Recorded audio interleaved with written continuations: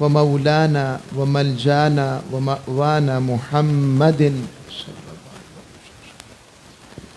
نبي الأمين المكين الحنين الكريم الرؤوف الرحيم. أما بعد فأعوذ بالله من الشيطان الرجيم. بسم الله الرحمن الرحيم. قال الله تبارك وتعالى في القرآن المجيد: وأذن في الناس بالحج يأتوك رجالا وعلى كل ضامر يأتين من كل فج عميق. وقال الله تبارك وتعالى في مقام آخر: قل إن كان آباؤكم وأبناؤكم وإخوانكم وأزواجكم وعشيرتكم وأموال اقترفتموها وتجارة تخشون كسادها ومساكن ترضونها أحب إليكم من الله ورسوله وجهاد في سبيله فتربصوا حتى يأتي الله بأمره. صدق الله مولانا العظيم وصدق رسوله النبي الأمين الكريم. آج خوش نصیب دن ہے ہمارے لیے. آج 9 ذی الحجہ کا دن ہے. مطلع کا فرق ہے کہ کل عرفہ میں وہ اکٹھے ہو گئے حاجی، مگر رب کی رحمت چھوٹی تھوڑی ہے.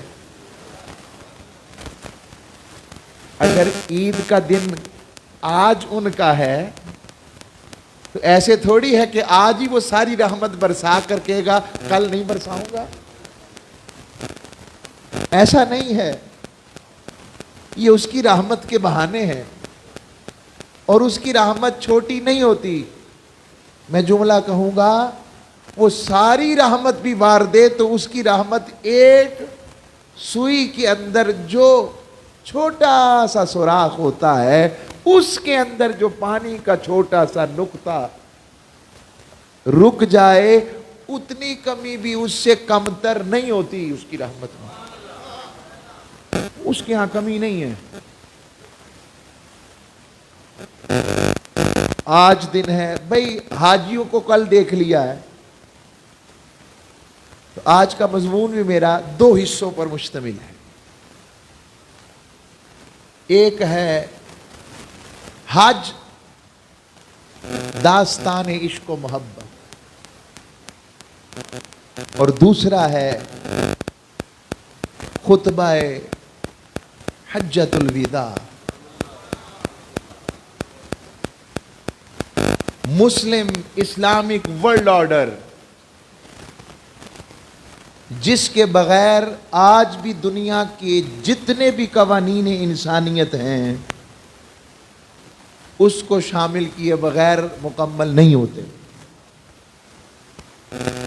میں نے 2 جگہ سے قرآن کی آیت تلاوت کی. اللہ رب العزت نے ارشاد فرمایا،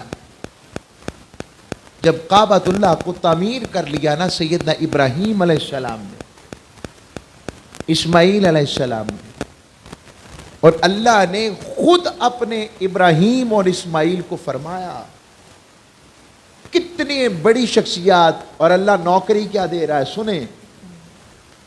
فرمایا انطہر بیتی للطائفین والعاکفین والرکع السجود.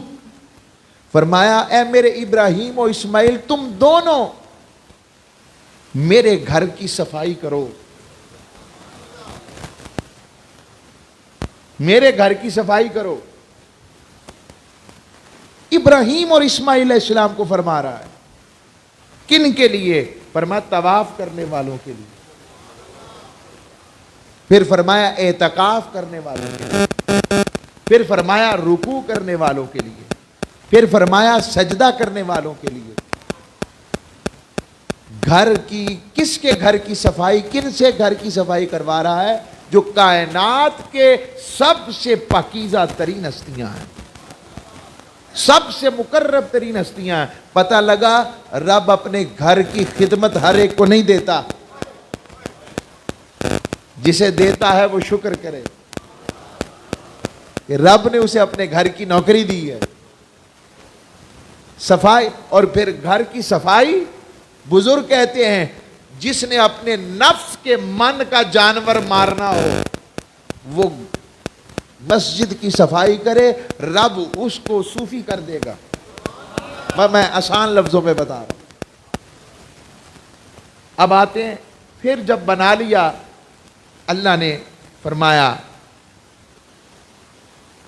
اے میرے ابراہیم وَأَذِّن فِي النَّاسِ بِالْحَجِّ، میرے ابراہیم کھڑا ہو جا اور لوگوں میں حج کا اعلان کر دے۔ اب میرا سوال ہے، 3 سے 4 ہزار سال قبل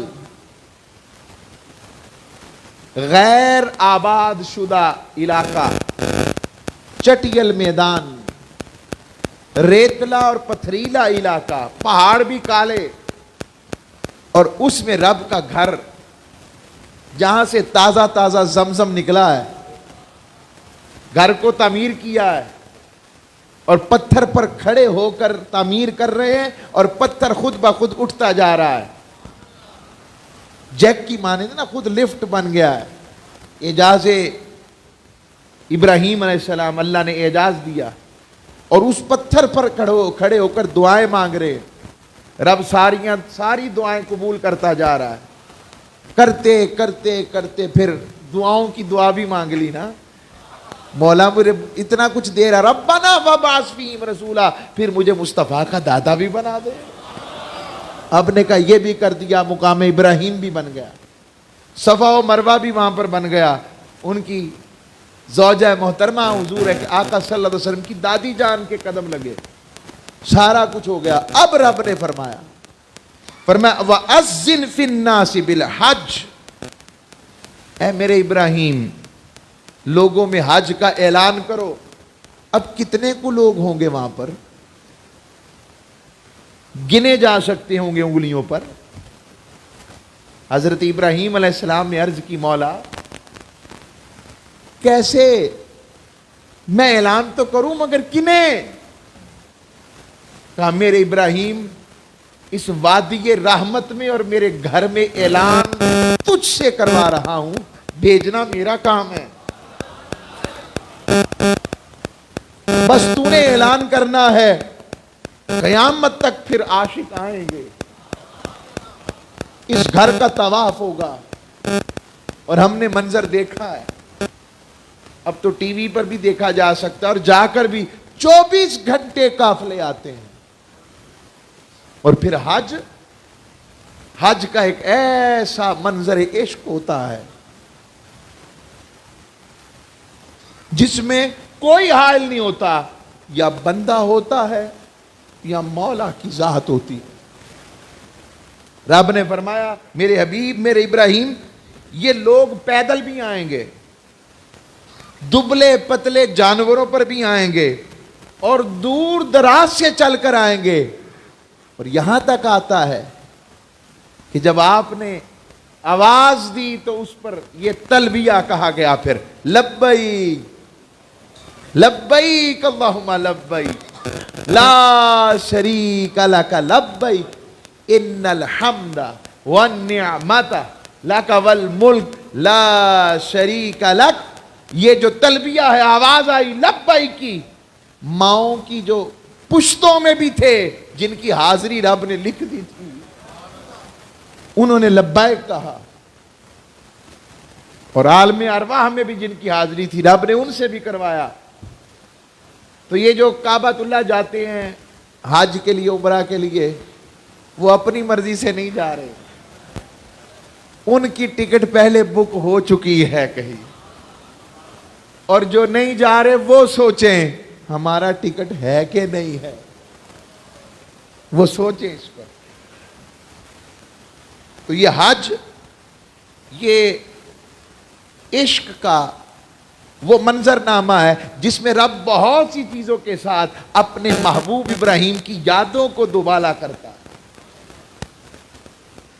لیکن طواف کے لیے جب بندہ پہنچتا ہے، عمرہ یا طواف عمرہ کی نیت سے پہلے پہنچا ہے، وہ حج قران ہو، حج تمتع ہو، حج افراد ہو، 3 قسم کے حج ہوتے ہیں، یاد رکھیں۔ تمتع یہ ہوتا ہے کہ آپ یہاں سے نکلتے ہیں تو عمرہ کی نیت سے، اور آپ 8 ذی الحجہ سے پہلے پہنچ جاتے ہیں کبھی بھی، تو عمرہ کر کے آپ احرام اتار دیتے ہیں، ٹھیک ہے؟ اور 8 ذی الحجہ کو پھر آپ حج کا احرام علیحدہ پہنتے ہیں، اسے حج تمتع کہتے ہیں، اور اس کی نیت کیا کریں۔ یہ یاد رکھیں میری بات، پھر میں دوبارہ کہہ رہا ہوں، اگر آپ کی فلائٹ مکہ شریف کی ہے، اس فلائٹ میں آپ 8 ذی الحجہ سے پہلے مکہ شریف میں پہنچ گئے ہیں، ہم لوگوں کو تمتع کے میں جو عرض کر رہا ہوں، احرام پہن کر پہنچے، کیونکہ اب ہوائی جہاز کے اندر اتنا وقت نہیں ہوتا آپ کے پاس کہ آپ احرام باندھ سکے اتنی دیر میں، تو کر کے نکل رہے ہیں۔ اگر آپ کی فلائٹ کہاں کی ہے، کہہ رہے ہیں نا ہولا نہیں بولنا چاہیے تھا، بس مکہ شریف اونچی بات سے بولے، شوق نہیں، ادھر تو شوق ہی اتنا پڑ جانا چاہیے جبکہ ہر کوئی کہے کہ میں نے احرام باندھ لیا، نیت کر لی ہے۔ اوے آپ نیت کرنا آپ کا کام ہے، اسباب دینا اس کا کام ہے، آپ نیت کر لیں۔ تو وہ جب کر لے گا تو پہلے عمرہ کرے گا، بہتر ہے، تو علیحدہ پھر احرام کھول دیں، پھر جب 8 ذی الحجہ کو پھر دوبارہ وہ منا میں جاتے ہوئے نیت کریں گے احرام باندھ کر، اسے کہتے ہیں حج تمتع۔ کیا کہتے ہیں؟ تا میم تا عین یاد رہ جائے۔ دوسرا حج ہوتا ہے اسے کہتے ہیں حج قران۔ قران کہتے ہیں ملا ہوا، اس میں یہ تاجدار کائنات نے فرمایا، اس میں تھوڑا تکلف زیادہ ہے، تھوڑی سختیاں، اس لیے کہ آپ نے جب ایک دفعہ احرام باندھ لیا تو پھر آپ 12 ذی الحجہ جب تک طواف زیارت کے بعد تیسری مرتبہ وہ کروا کے الگ کروا کے احرام کھول نہیں دیتے، تب تک آپ احرام کھولیں گے نہیں۔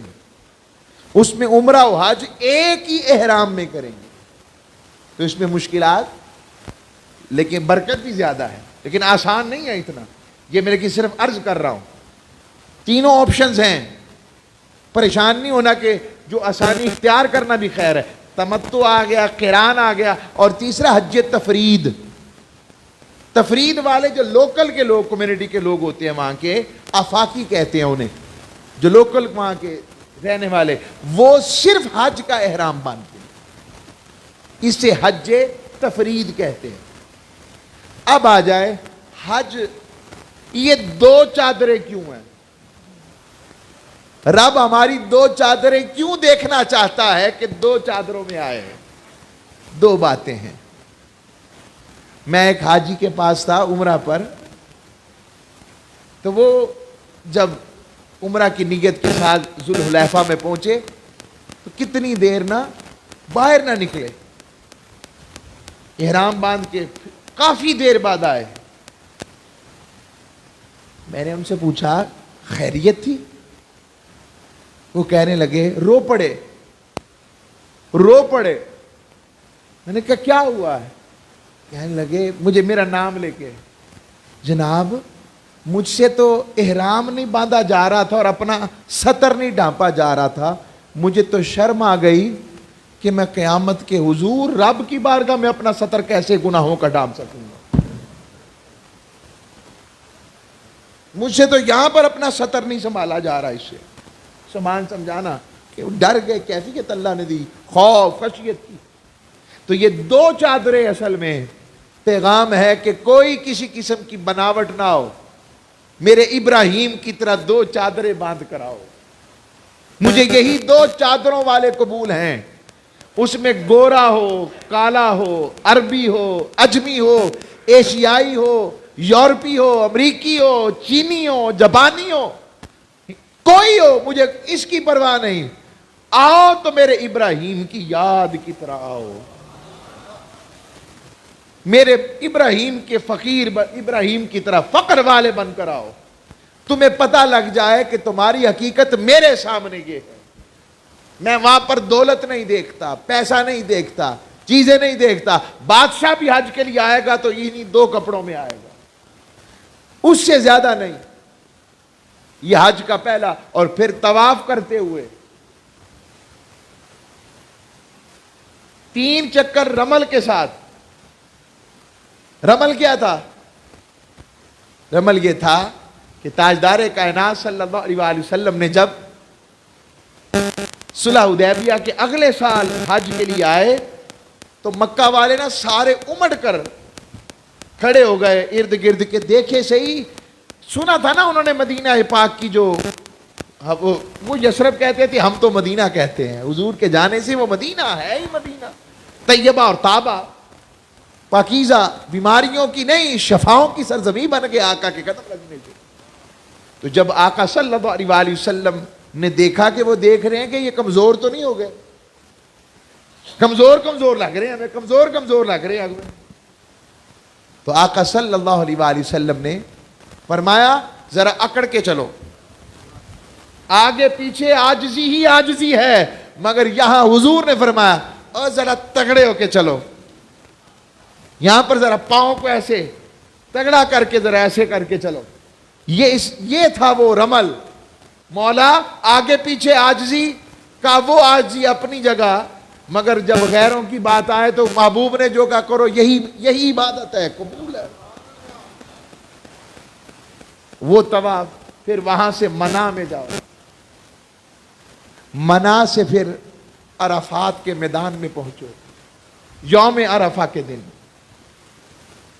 عرفات ہی کا ذکر آتا ہے کہ رب میدان حشر میں بھی عرفات ہی کا میدان ہوگا، سب کو اکٹھا کرے گا، اسی طرح عالم ہوگا، سوا نیزے پر سورج کی دھوپ ہوگی، کانوں کی لو تک پسینہ ہوگا، لمن الملک اليوم کی آواز ہوگی، کون ہے آج کے دن کا مالک، للہ الواحد القہار، یہ آواز ہوگی۔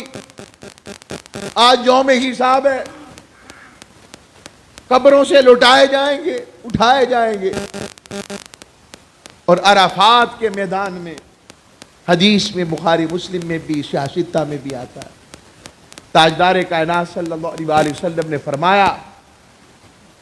فرمایا یہ وہ دن ہے جس میں اللہ رب العزت دن کے وقت آسمان دنیا پر اجلال فرماتا ہے، عمومی طور پر آخری پہر میں آتا ہے، لیلۃ القدر میں مغرب کے بعد آتا ہے، نصف شعبان المعظم شب برات میں بھی اسی طرح مغرب کے بعد تشریف فرما ہو جاتا ہے، مگر جیسے ہی یہ 9 عرفہ کا سورج چڑھتا ہے رب دن کو ہی آسمان دنیا پر آ جاتا ہے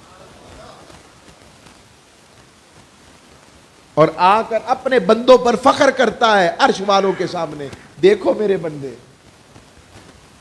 کڑی دھوپ ہے، چلاتی دھوپ ہے، مگر تڑپ تڑپ کر مجھے منا رہے ہیں، ہاتھ دعاؤں کے لیے اٹھائے ہیں، آنکھیں بھیگ رہی ہیں، روحیں تڑپ رہی ہیں، قلب میرے ذکر اور خشیت سے آہستہ جھکتے جا رہے ہیں، ان کی جبینوں میں میری عبادت کا نور چمک رہا ہے اور جگمگا رہا ہے۔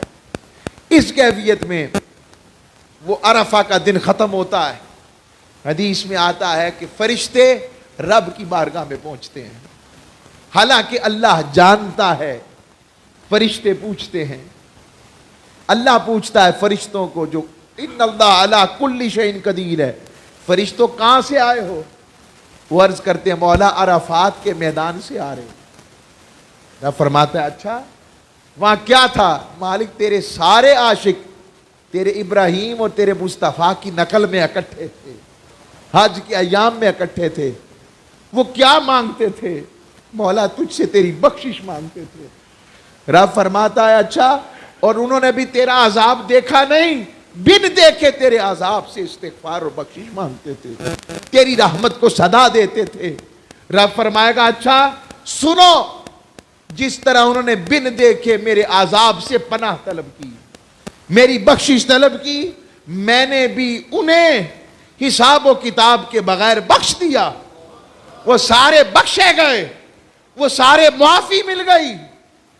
ایک فرشتہ میرے شاہ جی رحمت اللہ علیہ فرمایا کرتے، ایک فرشتہ چوک کے کہے گا میرے ربا میں کچھ کہنا ہے، میرے اللہ میں کچھ کہنا ہے. اور آپ پوچھے گا بتاؤ کیا کہنا ہے؟ مولا ان میں سے فلاں فلاں فلاں جو تھا وہ تو اپنا اونٹ لینے آیا تھا، فلاں تو اپنی دکان سجا رہا تھا، وہ تو اپنا سودا بیچ رہا تھا، وہ تو حاجی نہیں تھا، اس کا اونٹ آ گیا تھا، وہ تو وہ لینے آیا تھا. وہ فرماتے ہیں اپنی محبت میں اللہ اسے کہے گا چپ کر، چپ، بس بولنا نہیں، بیٹھ جا. جی مولا بیٹھ گیا. ان کے صدقے وہ بھی بخشا گیا، ان باقیوں کے صدقے وہ بھی بخشا گیا. مولا اگر وہ اونٹ والا بخشا جا سکتا ہے تو ہم بھی انہی کا واسطہ دیتے ہیں، ان کی وجہ سے ہمیں بھی بخش دے. ہم بھی تیری رحمت کے حقدار بنے بیٹھے، ہم بھی تیری بخشش کے طلبگار بنے بیٹھے. ہم عرفہ والوں کا تجھ سے صدقہ مانگتے، ان کا صدقہ مانگتے، اس مسجد خیف کے قرب کی خیر مانگتے ہیں. یا 70 انبیاء مدفون ہیں، واسطے مزدلفہ پہ روانہ ہوتے ہیں. عمومی طور پر طریقہ یہی ہے کہ آپ نے عصر کے ٹائم میں، مغرب کے ٹائم میں، عشاء کے ٹائم میں، مگر وہاں کا نہیں، رات پہنچ کر مغرب اور عشاء کٹھی پڑھنی ہے. مغربین کیوں مولا؟ کا مصطفیٰ نے کی ہے، بس ختم. میرے نبی نے کی، خاموش. مولا وہ بس بتانا چاہتا ہوں عبادت میرے لیے ہے، مگر یہ ساری یادگاریں ہیں میرے مصطفیٰ کی، میرے ابراہیم کی. پھر وہاں سے مزدلفہ، پھر مزدلفہ سے جمرات، وہاں پھر وہ کنکریاں، شیطان کو کنکریاں 3 دن مارتے، منا میں پھر پہنچتے ہیں، حلق کرواتے ہیں، طواف زیارت کر. یہ سارا رب کیوں کروا رہا ہے؟ کیا اللہ ہر وقت نہیں موجود ہوتا؟ بولیے، کیا 3 دن کے لیے 4 دن کے لیے آتا ہے؟ نعوذ باللہ من ذالک. میرے منہ میں خاک خاک خاک کہ 4 دن آجو مجھے ملنے. کیا وجہ ہے کہ دنوں کو خاص کر رہا ہے؟ فرمایا دنوں کو خاص اپنے محبوب ابراہیم کے صدقے کر رہا ہے. یہ عشق و رفتگی کا عالم ہے. وہ طواف زیارت کے لیے جاتا ہے. یہ کیا ہے؟ یہ نہیں کرنا، وہ نہیں کرنا، یہ نہیں کرنا، بال نہیں توڑنے، کسی کو مارنا نہیں، دھکا نہیں مارنا، گالی نہیں نکالنی، برا بھلا نہیں کرنا، جھگڑنا نہیں. یہ سارے منظر کیا ہے؟ پھر ہم اتنی دور سے پیسہ لگا کے، لاکھوں روپیہ لگا کے، اور وہاں جا کے کوئی کہتا ہوگا یار کسی اور چلے جاتے تسی. مگر خدا کی قسم جو مزہ اس کرم کی گٹاؤں میں دھوپ اور دھکے کھا کے بھی ہے، جو سکون ملتا ہے، اور پھر جو مدینے جا کے پیار ملتا ہے، اس کا کیا کہنا، اس کا کیا کہنا. حضور نے فرمایا جس نے مدینے جو حج کے لیے آیا مگر مجھ سے ملنے نہ آیا، فقد جفانی، بڑا ہی بے وفا ہے، مجھ سے وفا ہی نہیں کی، مجھ سے وفا ہی نہیں کی اس نے. یہ آقا اسلام کی حدیث سنا رہا ہوں. ان کے تو فعل حج بھی خدا نے کرا دیے، اصل مراد حاضری اس پاک گھر کی ہے. کعبے کا نام تک نہ لیا، طیبہ ہی کہا، پوچھا تھا جس نے بھی ہم سے کہ نزہت کدھر کی ہے. یہ حج ہے. اب آتا ہوں اس حج کے مقام کے خطبہ حجۃ الوداع پر. میں ساتھیوں سے کہوں گا یہ چھوٹا سا ہمارا شہزادہ بھی موبائل لے کر اس سے تکلیف ایسے کھڑا کیا، یہ لائیو جا رہا ہے پیج، تو آپ پریشان نہ ہوں، یہاں سب سن سکتے ہیں، یہاں پر لائیو موجود ہے، آپ اس کا آئی ڈی لے لیں، توجہ رکھیں اس طرف، توجہ رکھیں۔ تو عرض کر رہا ہوں، اب آتا ہوں آپ کو اس مزدلفہ میں جو دعاؤں کا کہتے ہیں جتنی دعائیں مانگنی ہے مانگا کرو، رب ٹالے گا نہیں۔ اور حدیث میں آتا ہے حضور علیہ السلام گھنٹوں ایسے اپنے ہاتھ اٹھا کے کھڑے رہے، اپنے لیے کچھ نہیں مانگا، حضور نے اپنے لیے کچھ نہیں مانگا، مانگا تو صرف اپنی امت کے لیے، اپنی امت کے لیے مانگتے رہے کئی گھنٹے ایسے۔ میرے آقا علیہ السلام کے ہاتھ مبارک، یا رسول اللہ آپ لجپال ہیں، ہم ہی کمزور اور نائب ہیں، یہ آقا صلی اللہ علیہ وسلم کی کرم نوازیاں ہیں، اور رب کے کرم و رحمت کی وہ وجہ کہ ہر بد عملی ہم میں ہے، مگر ایک وجہ، رب کہتا ہے چل کوئی نہیں ہے تو میرے محبوب کی امتی، کبھی تو پلٹیں گے، ہم ہی بے وفا ہیں، ان سے بڑا وفا والا کوئی نہیں۔ اور پھر آقا صلی اللہ علیہ وسلم نے اعلان فرمایا، 10 ذی الحجہ کو جب کس سے پہلے اعلان ہو گیا، لوگوں اس دفعہ حضور حج کرائیں گے، آقا کے ساتھ حج ہوگا، 1,24,000 کم و بیش لوگ تیار ہو گئے میرے مصطفیٰ کے ساتھ حج کے لیے۔ کیا منظر ہوگا جب حضور طواف کعبہ کرتے ہوں گے اور صحابہ حضور کے ساتھ، جب حضور کہتے ہوں گے لبیک اور صحابہ بھی کہتے ہوں گے حضور آپ کی لبیک تو ہماری بھی لبیک ہو جائے گی۔ حاجی جب سوچتا ہے کہ ان فضاؤں میں مصطفیٰ نے سانسیں لی تھی، یہاں پر حضور کی خوشبوئیں بسی ہیں، اور وہ طواف ہے، اور حضور اپنے ناقہ پر تشریف فرما ہے، اونٹنی حضور کی قصبہ، حضور کی عاشقہ ہے، وہ اونٹنی جس نے حضور کا وصال ہو گیا، اتنا روئی، اونٹنی تھی مگر اسے پتا تھا آقا کی دوری گوارا نہیں ہوئی، رو رو کر اس نے اپنی آنکھیں دے دی تھی، اس کو پٹی باندھ دی تھی، انہوں نے آنکھیں دے دی تھی، وہ قصبہ۔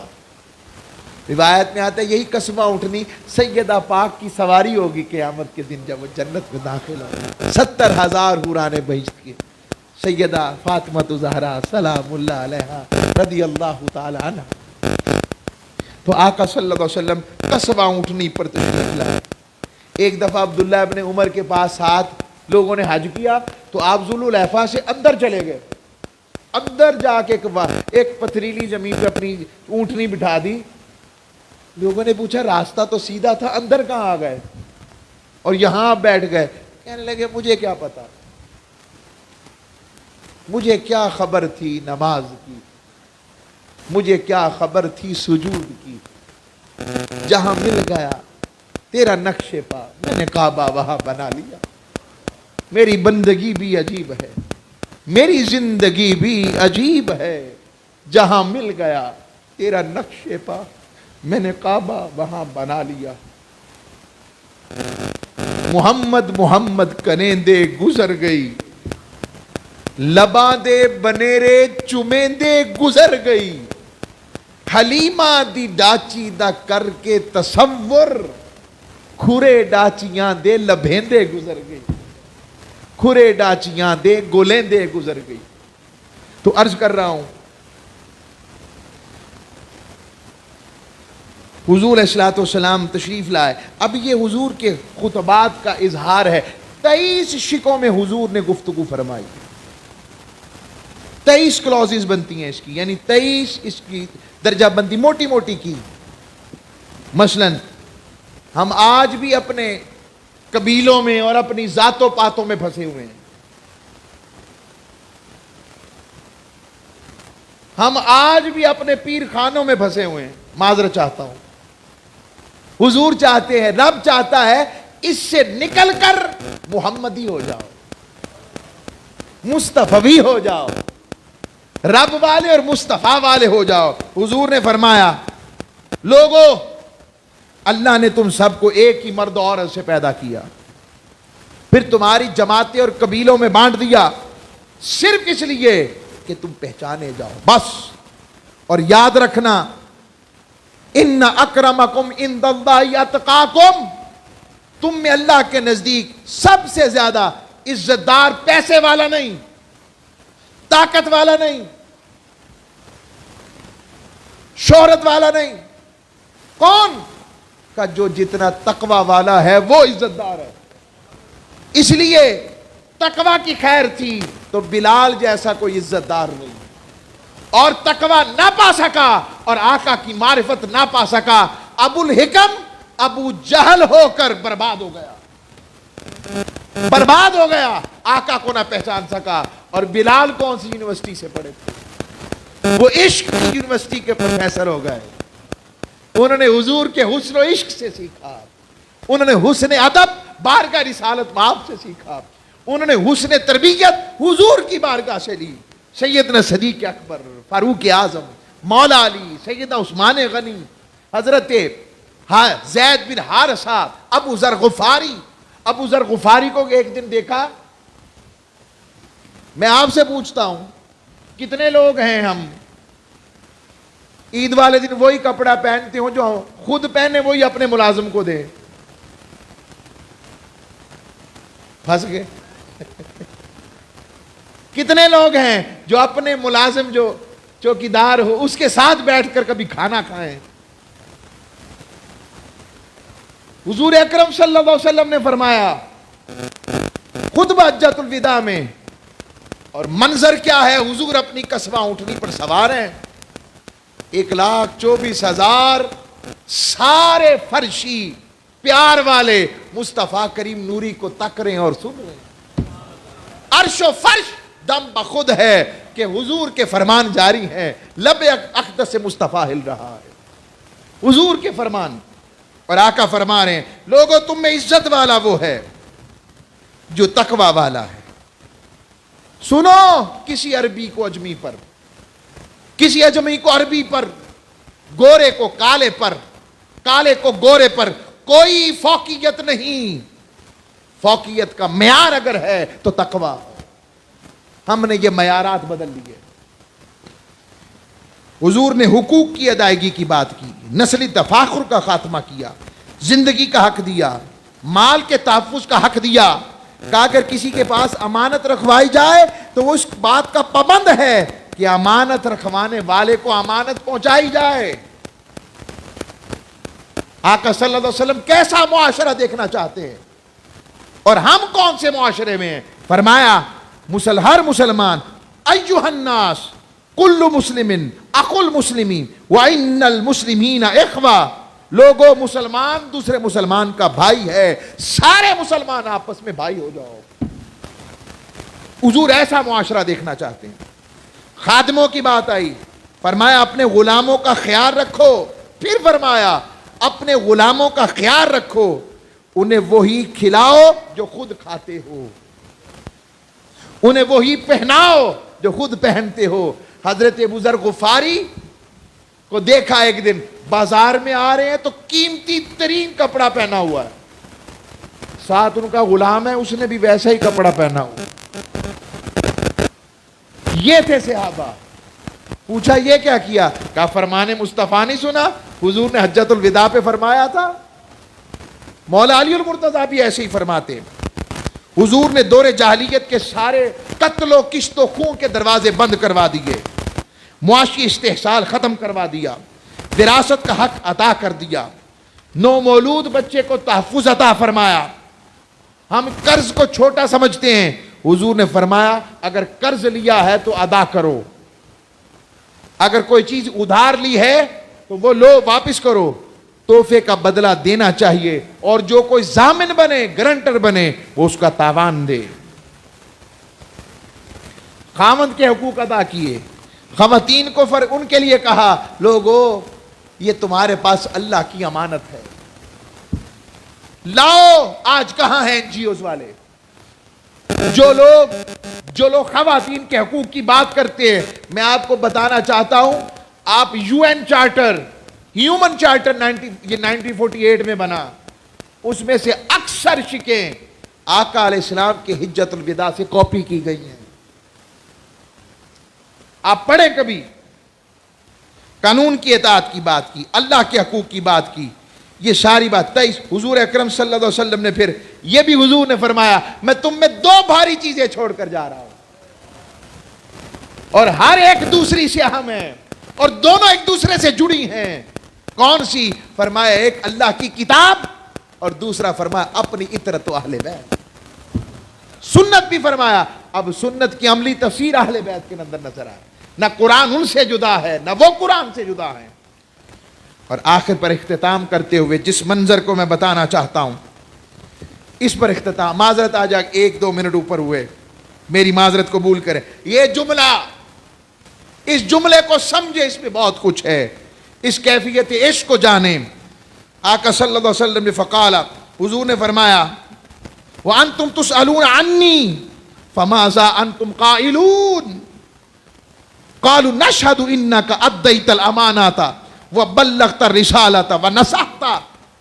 حضور نے پوچھا، لوگو اللہ کے ہاں اگر تم سے میرے بارے میں پوچھا جائے، کیا میں نے تمہیں اپنا اللہ کے پیغام کا حق ادا کر دیا؟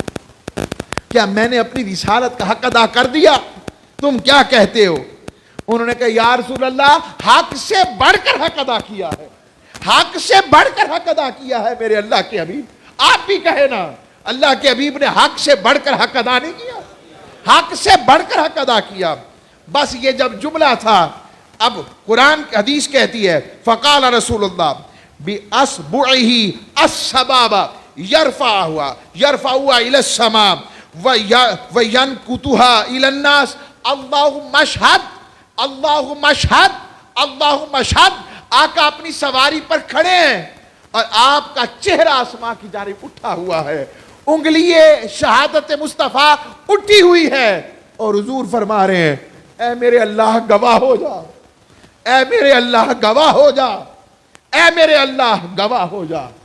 یہ آقا صلی اللہ علیہ وسلم کا وہ چارٹر آف ڈیمانڈ، یہ ہیومن چارٹر، یہ انسانیت کا پیغام جس میں ہر ایک طبقہ فکر کو حق ادا کیا۔ حج اور قربانی کا بھی یہی پیغام ہے، جو جس کا حق ہے اس کے حق کو ادا کرے۔ اور انشاءاللہ ہماری جامع مسجد قدسیہ میں عید کی نماز 6:15 بجے ادا کی جائے گی۔ کتنے بجے جی؟ اللہ آپ سب کو سلامتی والا رکھے اور آقا کے عشق و محبت سے جوڑے رکھے۔ وما علیہ